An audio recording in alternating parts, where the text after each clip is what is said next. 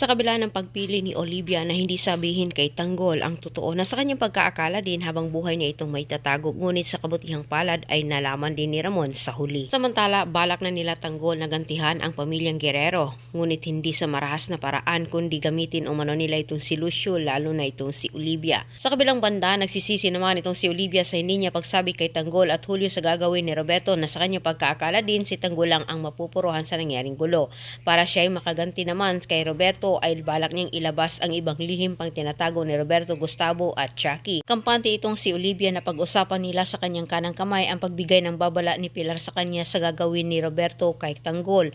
Ngunit sa kabutihang palad sa hindi inasang pagkakataon ay narinig naman ito ni Ramon. Sa gitna ng pagkumpronta ni Ramon dito kay Olivia, paulit-ulit ding itinanggi nito na wala umano siyang kinalaman kung ano ang sinabi ni Ramon.